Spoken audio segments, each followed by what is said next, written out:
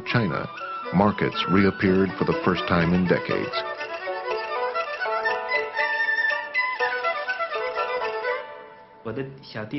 My youngest brother graduated from junior high.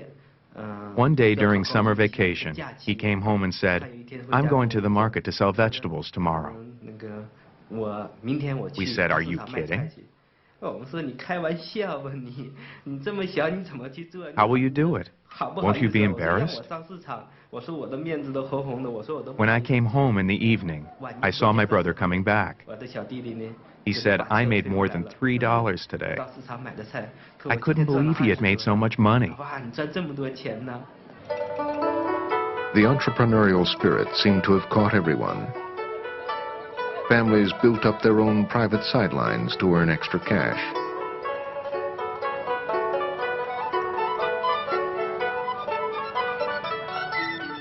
In villages like this one in Anhui, which had faced starvation only 5 years earlier, even party officials became businessmen.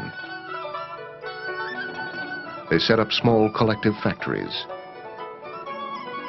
They made simple goods, bricks, pots, shoes, and matches, which had been in short supply for decades.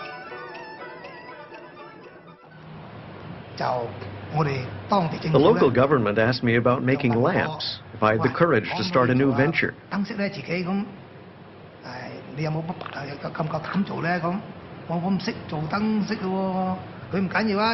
said I didn't know anything about this kind of work, but the government told me not to worry. They said that the responsibility would be taken collectively. So I thought, why not? I threw myself into it. At the beginning, we concentrated on small lamps, just for the domestic market, not for export overseas. The rural factories began to fuel the national economy, with growth rates of more than 20% a year. And they provided jobs for the peasants, allowing them to earn more money than they had ever dreamed.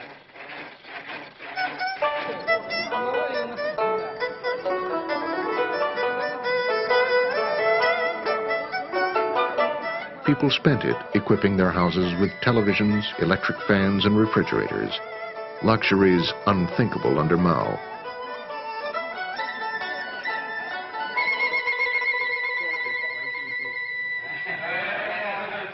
With their new prosperity, villagers had leisure time to look beyond their immediate needs.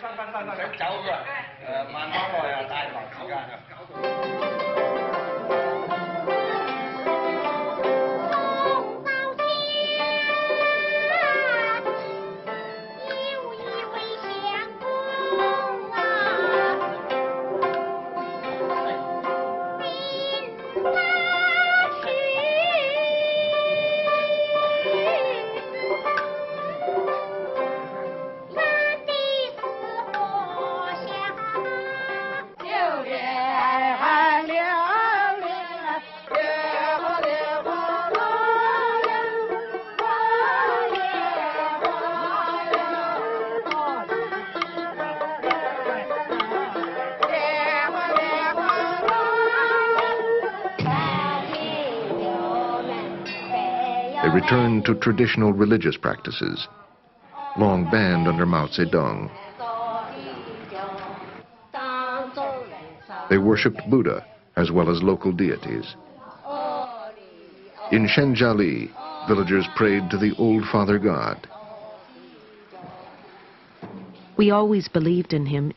Even during the Cultural Revolution, people secretly believed in him. When Chairman Mao was alive, his horoscope was very powerful and the gods did not dare come out. Then, because Mao died, Buddha and the gods came back.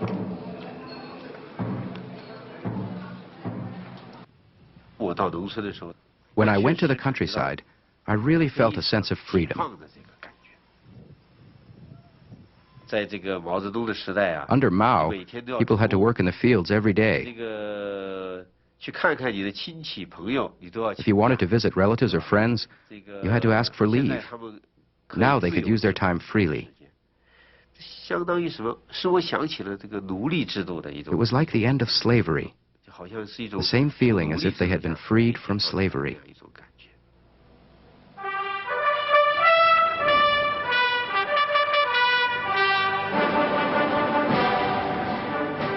In October 1984, the Communist Party celebrated its 35th year in power.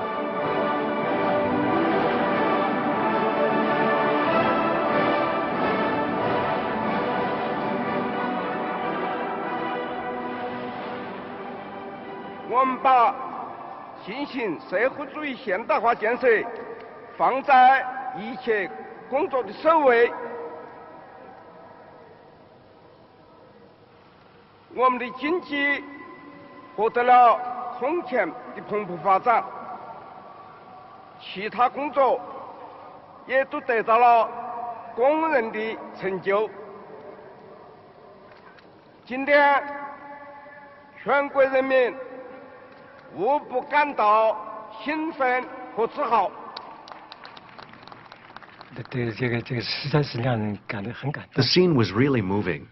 I think this was when he was the most popular. His prestige was at its height.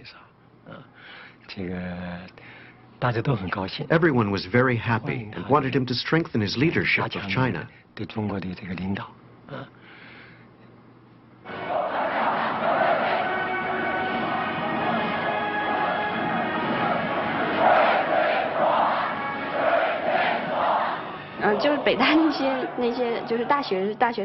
When the students and faculty of Beijing University marched past, we saw a special banner that said, "Hello, Comrade Xiaoping." It was obvious that they had made it spontaneously. And they were not marching in a very formal way like the others. They were trying to express their affection for Deng Xiaoping. They had great hope in him. They hoped he would lead China on the road to glory and prosperity.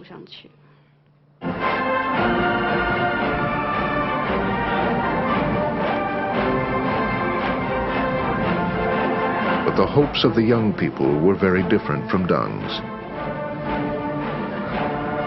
Before long, the soaring expectations he had created would turn into a nightmare, threatening not just his leadership, but the power of the party itself.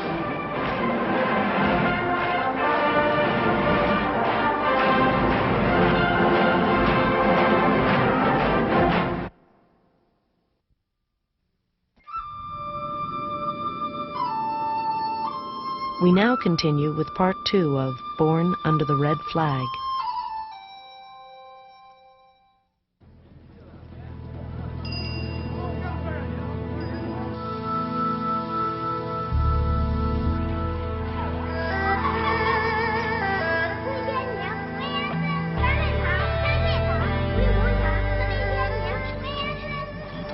From our first class in elementary school all through high school, we had political study all the time. The subject was always communism. Our brains were flooded red. We were young and didn't even realize how we were being molded into a certain kind of person. In 1985, I first heard rock music, and I knew immediately that it was my kind of music.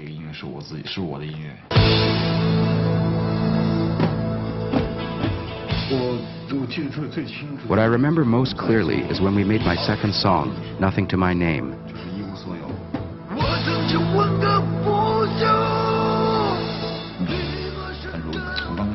When I finished it, I realized the doors had suddenly opened for me.